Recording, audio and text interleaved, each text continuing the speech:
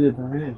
इस नियम को जरूर सुन लीजिएगा, क्योंकि ये कामिका एकादशी बहुत अद्भुत है और जीव का बहुत कल्याण करने वाली है। ठीक है, तो उसके लिए हम आपको कुछ निवेदन कर रहे हैं, कुछ बातें तो अपने ध्यान में रखिए। तैलारविंदम दिवास पापम तथापि कांस भोजनम हडवान निद्राग रहे स्नानी निषिद्ध से विवक्षण।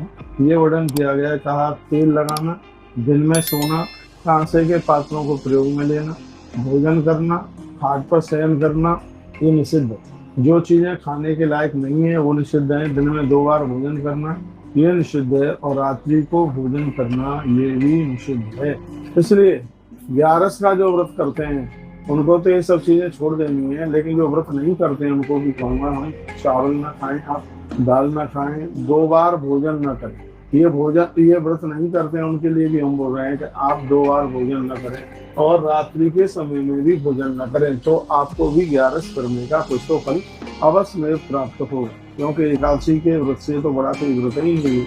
इस दिन जल के दान की बहुत बड़ी महिमा है। इस दिन नदियों में स्नान करने की बड़ी महिमा है। जाह्नवी व्रत गंगा च कालिंदी च सरस्वती कावेरी नर्मदा वेणी सप्त गंगा प्रसिद्ध। इन 7 गंगाओं का नाम लीजिए। यदि आपके आसपास हैं तो इसमें आप योग स्नान कीजिएगा।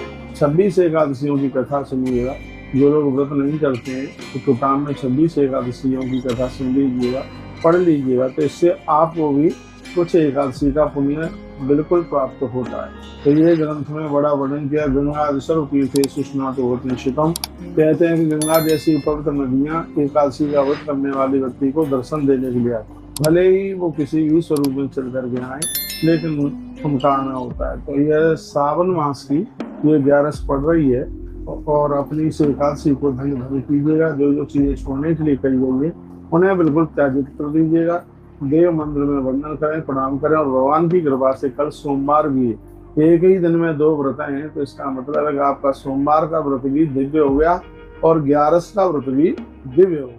तो मैंने कुछ कल एकादशी के लिए कुछ करने लायक बातें बताई है। करना क्या नहीं है, इतने पात्र छोड़ने हैं, बिना धुला हुआ कपड़ा पहनना नहीं है, जूठे मुंह से बिल्कुल रहना नहीं है, और रात्रि में कम से कम आधी रात्रि तक जागरण करना है। जो अपना व्रत बिगाड़ते हैं द्राणो रोग तथा स्वस्थो भी मानव।